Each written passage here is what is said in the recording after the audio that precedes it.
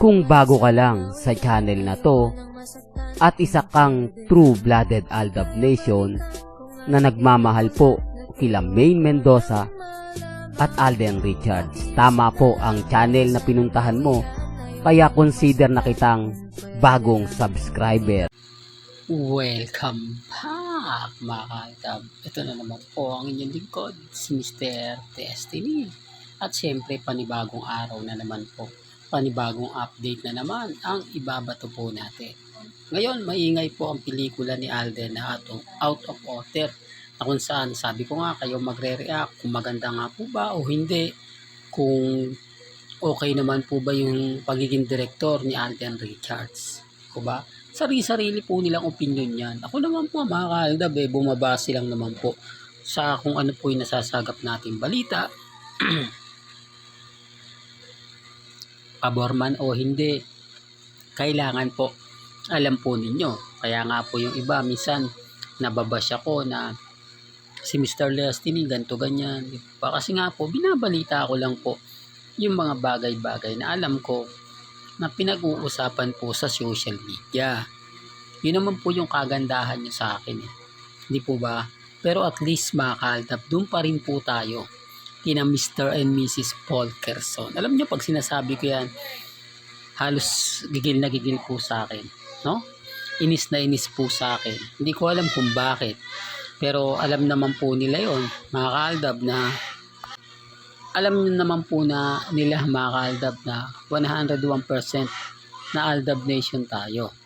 Hindi po ba? Kaya po sa dami po ng mga bali-balita ngayon, sa dami ng mga komento ngayon, patunay lang po ito mga kaaldab na mas marami pa rin pong bumibisita sa atin. Marami pa rin pong tao ang nagmamahal at sumisimpatya kay Mr. Destiny. Kasi kung hindi naman po sila lagi nakatutok po sa atin, hindi naman po nila malalaman yung mga ina-update natin. Kaya sabi ko sa inyo, kalahati po ng mga Maine fanatics, Alden fanatics, nakatutok po kay Mr. Destiny.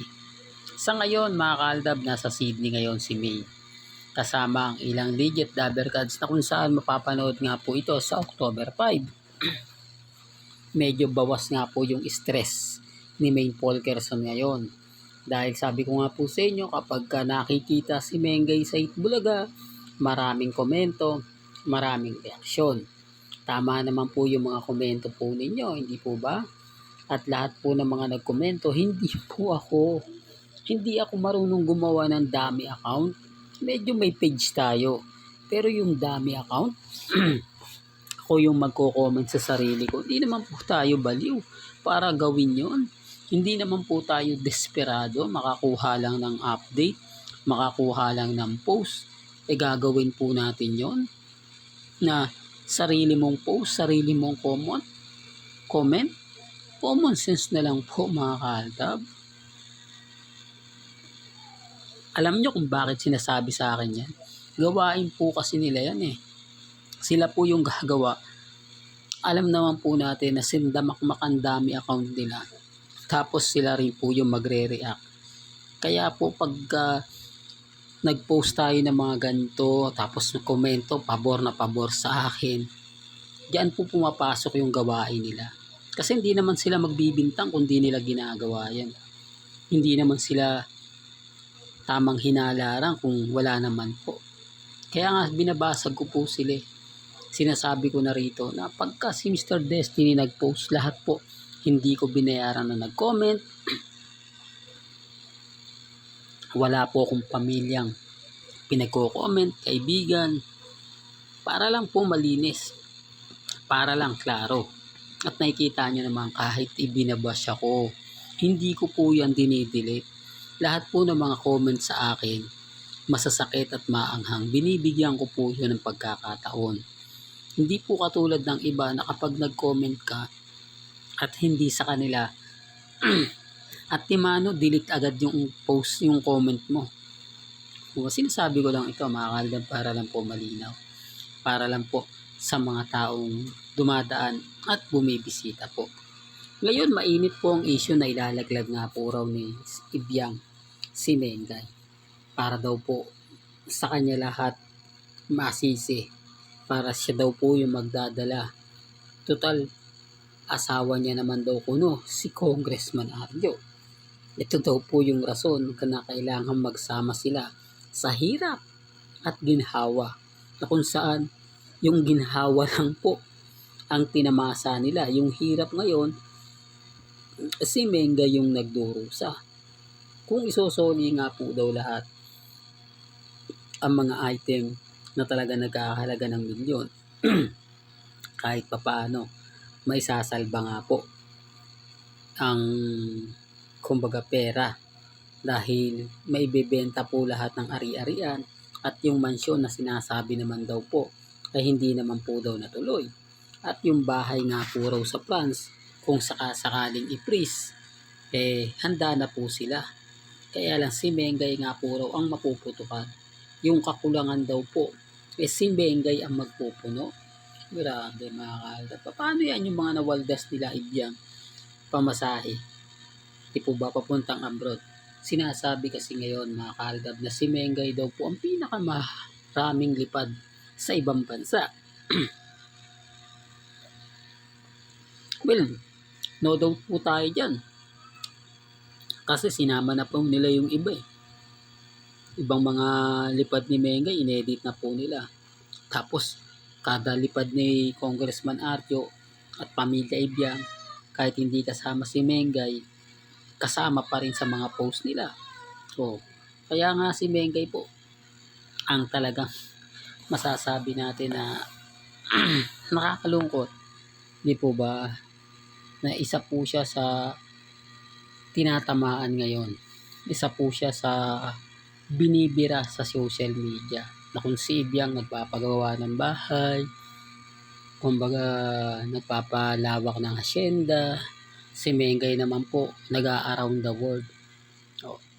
Sinasabi ko lang po ito mga kaaldab. Base rin po ito sa mga komento po sa Itbulaga mismo at yung mga ibang tao. Alam mo, sa totoo lang po, hati ang opinion ng ibang netizen. Hati ang opinion ng mga taong dumadaan at bumibisita po sa channel ni Mr. Destiny. Kaya nga po ako relax lang eh. Kaya nga po ako 101% na updated po pagdating sa social media. Kaya relax lang po kayo sa mga mamis dyan, sa mga titas na hanggang ngayon nagmamahal po sa channel ni Mr. Destiny. Kumbaga tumututok sa channel ni Mr. Destiny. Kaya nga po ako relax lang. Kampante at matatag. Malay nyo, di po ba? Dumating yung point na, panalo na tayo.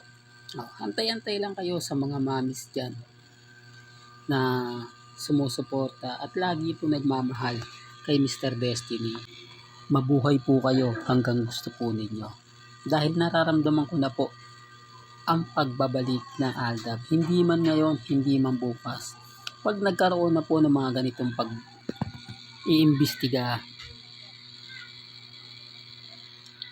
lalabas na po yung katotohanan. At yung sigalot po ni Ibyang at ni Mengay, sa bandang huli, sisihan to. Lahat ng mga baho po nila, lahat ng mga inaano nila ay maglalabasan. Sinasabi ko lang po ito mga kaaldab para lang po malinaw, para lang klaro. Dahil wala naman po talagang nagtatanggol ngayon kay Maine Paul Quezon. Bagkus, puro pambabash ang inaabot po niya. Kaya nga masaya tayo, nasa Sydney ngayon siya, kahit papaano mababawasan po ang stress na nakukuha nga po ni Mengay. Dito po sa mga taong kritiko, sa mga army na hanggang ngayon o bumaliktad na, dahil nga po isa si Congressman Arjo sa nagpahirap po sa kanila, sa nagpabaha po sa kanila. Sila po yung mga taga Quezon City na inabot nga po ng baha. Real talk yan mga kaaldab. Well, may kanya-kanya tayong opinion at pananaw. Nire-respeto ko po yan at binagala. Hanggang dito na lang po ang ating latest updates. Kaya kung gusto nyo pa po ng pinaka-latest at sariwang update, abay tumutok lang po kayo dito po sa channel ni Mr. Destiny para updated po kayo sa mga bago at sa mga latest na i-upload po natin maya-maya lang. Hanggang sa muli, salamat po sa panonood at pakikinig.